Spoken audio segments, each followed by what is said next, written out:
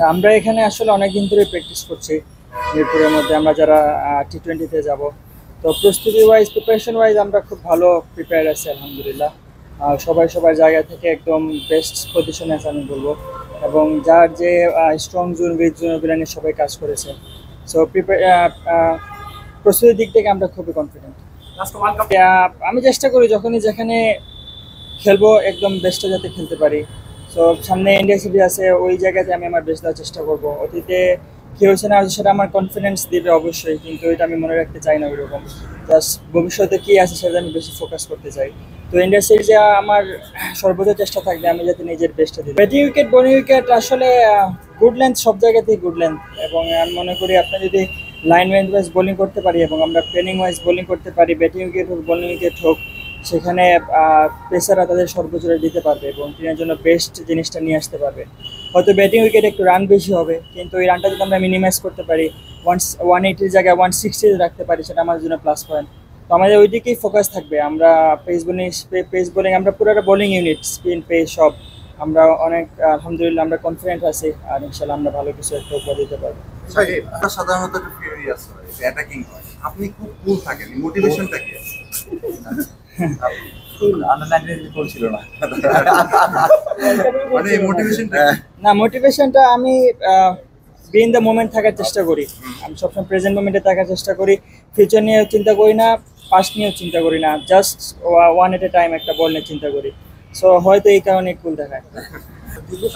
Indian টিমটা বেশ নতুন, কোহলি নাই, আপনার রোহিত শর্মা, তারা ওয়ার্ল্ড কাপ জেতার পরে রিটায়ারমেন্ট নিয়েছে।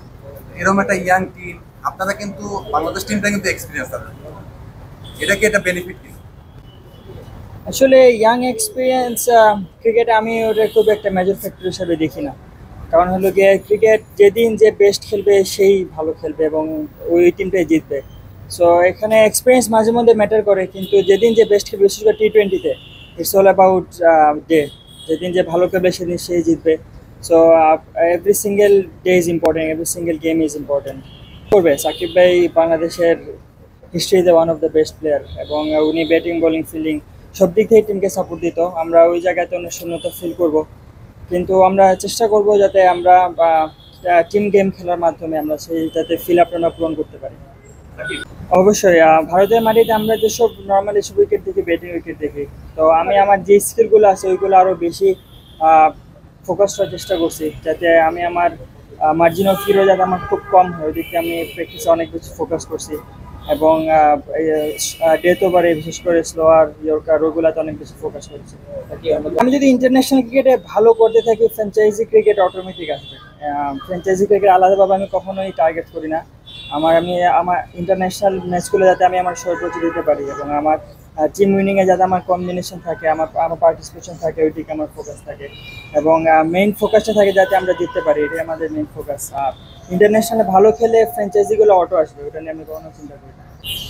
আপনি যদি এভাবে কম্পেয়ার করেন, আমরা বলবো আমরা সব দিক থেকে আমরা নিজেদের এগিয়ে রাখবো এবং আমরা সব দিক থেকে আমরা 100% চেষ্টা করবো। একটা গেম জিততে গেলে আপনার প্রত্যেকটি ইউনিটে ভালো করতে হবে, ব্যাটিং, বোলিং, ফিল্ডিং সব জায়গাতেই।